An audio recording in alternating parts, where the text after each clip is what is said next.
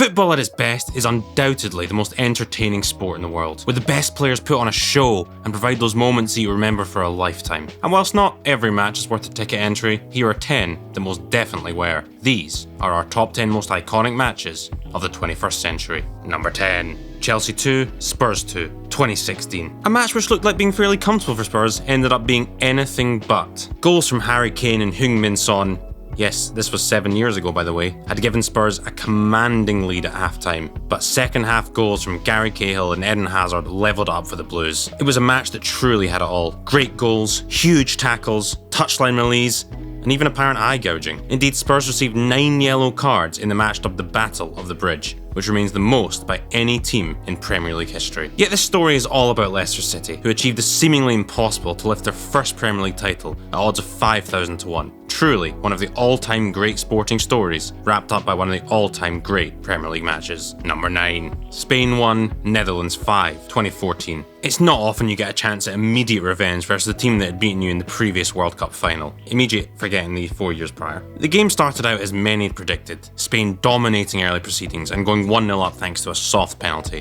What followed though, no one could have predicted. With the two Robins tearing the Spaniards apart, Van Persie's iconic header setting the Dutch on their way to humiliating the holders 5-1 in what was seen as one of the biggest shocks in World Cup history. However, it wouldn't even end up being the biggest shock at this tournament alone. Number 8. Liverpool 4, Barcelona 0, 2019. Do I have to? For those of you who don't know, I have a pretty big disdain for Liverpool and everything they stand for. However, it's slightly tricky to talk about iconic games without mentioning this historic club. And is there any game more iconic in the club's history than this one?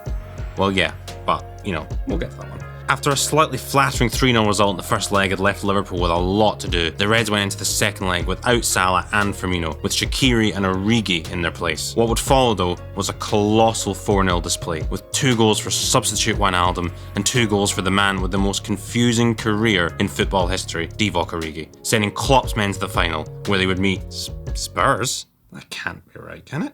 Number 7. Man United 1, Man City 6, 2011. One of the most memorable results in Premier League history saw Roberto Mancini's Manchester City tear Sir Alex's United side apart, 6-1 at Old Trafford. This would be the first time that United had conceded 6 goals at home since 1930, where they'd lost 7-4 to Newcastle, a mere 4 days after losing 6-0 at home to Huddersfield. What a time to be a United fan. Anyway, the game started out with City much the better team, despite only leading 1-0 at the break, thanks to Balotelli's famous "Why Always Me" goal, before a red card for Johnny Evans completely opened the floodgates for City, resulting in arguably the most miserable day of Fergie's United tenure. Number 6. Barcelona 2, Chelsea 2, 2012. Now, I can already hear people saying, you can't put this game ahead of Liverpool 4, Barcelona 0. And to those people I say, I will believe that. This was peak Barcelona with Xavi, Messi, Iniesta, all at their imperious best, and a Chelsea team who were comfortably sitting behind Alan Pardew's Newcastle in the league, pulling off one of the all-time great results, coming back from 2-0 and a man down, after John Terry's moment of madness had left the Blues completely devoid of hope. What followed though were 2 of the most iconic goals in recent Champions League memory, with Ramirez's stunning chip pulling one back before Fernando Torres' last-minute breakaway goal sent Di Matteo's Chelsea to their second Champions League final. God, I missed those days. Number 5. Argentina 3, France 3, 2022. Is it too early? I don't think so. The match that effectively ended a 15-year debate, where the greatest player of his generation, don't argue with me, lifted the greatest trophy there is on the biggest stage possible.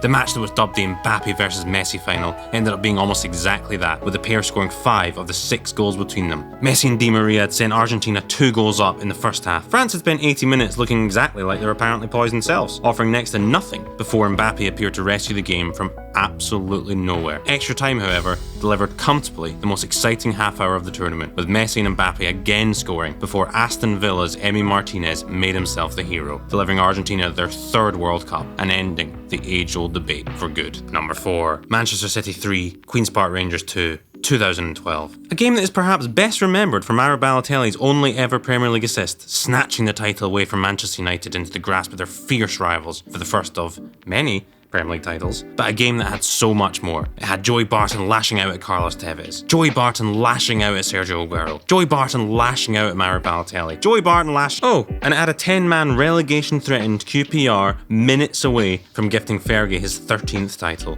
We have never seen anything like it since. We watched it, we drank it in. Number 3, Barcelona 5, Real Madrid 0, 2010. Arguably the greatest performance of all time by arguably the greatest team of all time. Football at its imperious best. A normal night for Barcelona, but the team they're ripping apart tonight are Real Madrid. What started as a hotly anticipated clash between arguably the world's 2 best teams quickly descended into a hugely one-sided affair, where La Blaugrana, spearheaded by Messi, Xavi, David Villa and Jeffren, obliterated Real Madrid in what was the best team performance I personally have ever seen. Number 2, Liverpool 3, AC Milan 3, 2005. When else do you want to produce an all-time great comeback other than the final of the biggest tournament against a team full of superstars? AC Milan fielded one of the strongest lineups ever seen on a pitch in this game, with names like Cafu, Nesta, Maldini, Pirlo, Kaká, Shevchenko, Crespo, the list goes on, and for the first half, it showed, with complete and utter dominance and a 3-0 lead at halftime. That is before one of Liverpool's all-time great players single-handedly turned it around for the Reds. Vladimir Smicer.